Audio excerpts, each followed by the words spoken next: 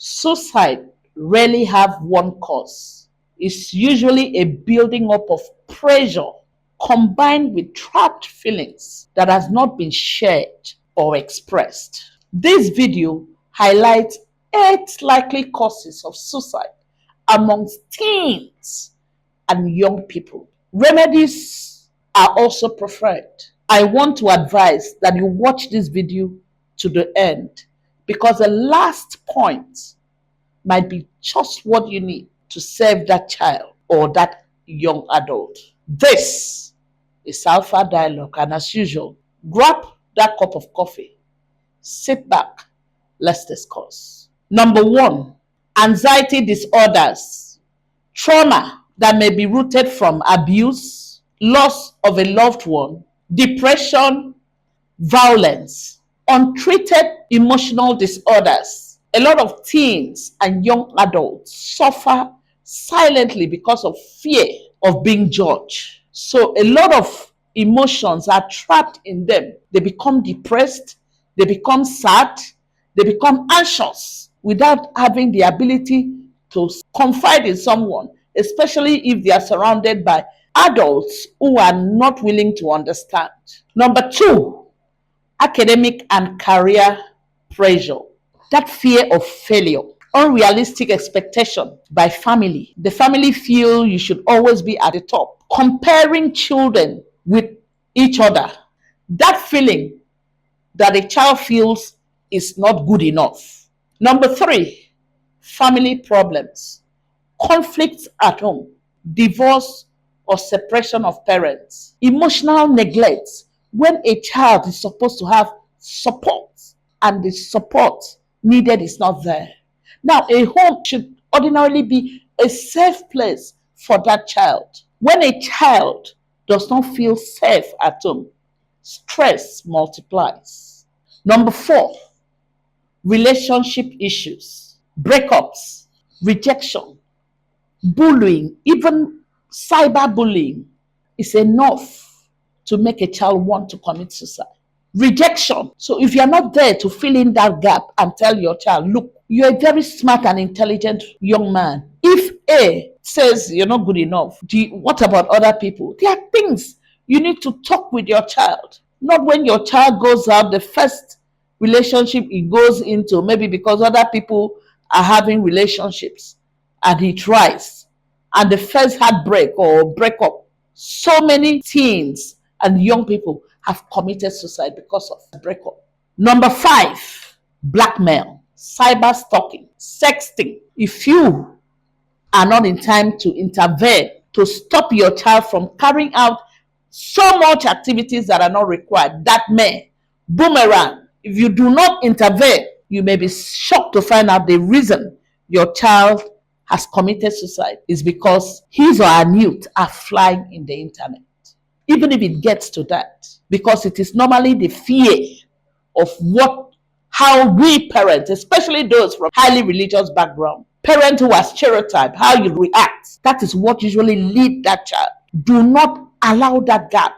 Number 6, substance abuse. Alcohol and drug abuse may increase impulsive suicide. Substance worsen depression and decrease self-control. Number 7, social isolation. When you're feeling lonely, even amidst people, no close friends, a child feels alone and feels unsupported, excluded. Now, isolation can make a small problem seem even bigger because that child is on his own, taking decisions alone. He doesn't feel the presence of love or a confidant of close friendship around that child. Number 8, exposure to suicide.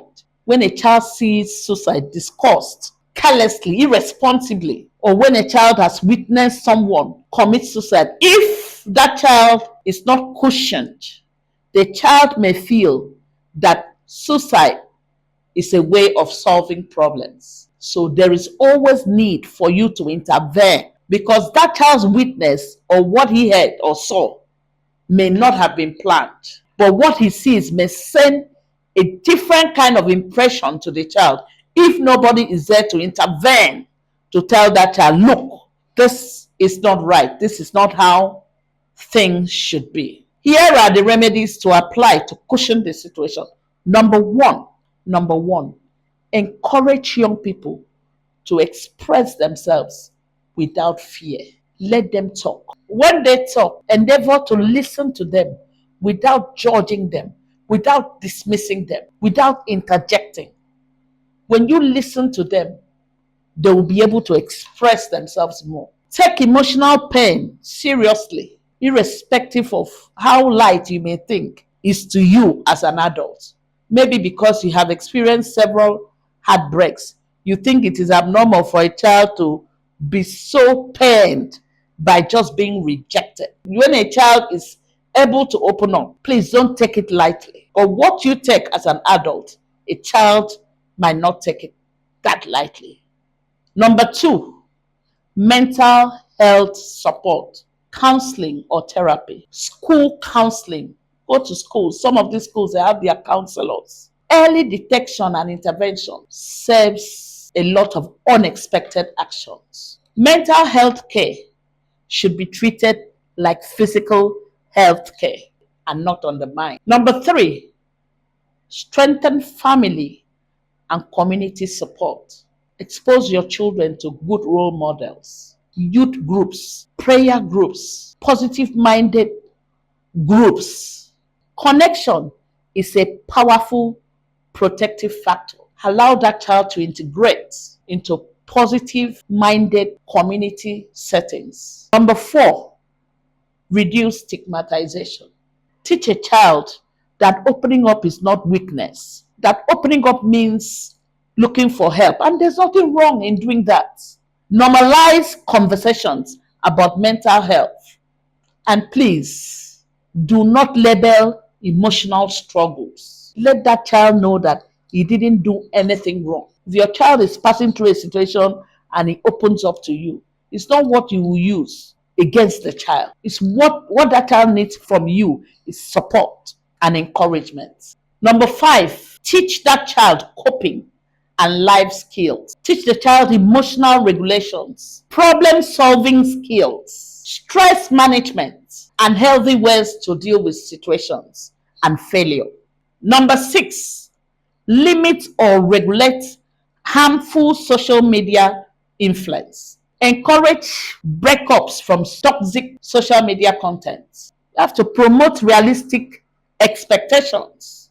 Teach that child critical thinking about online expectations. Not when a child is always feeling that what he sees online is it. No. Sit down and compare what that child sees online to real life situations based on your experience and exposure.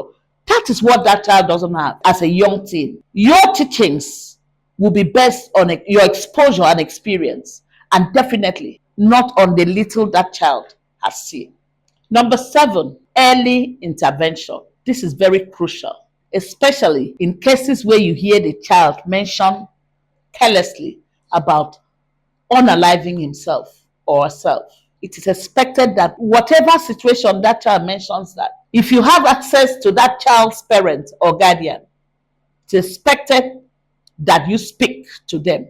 Reach out to mental health professionals. Seek urgent intervention remedies, irrespective of how unserious a suicide statement must have been when that child said it.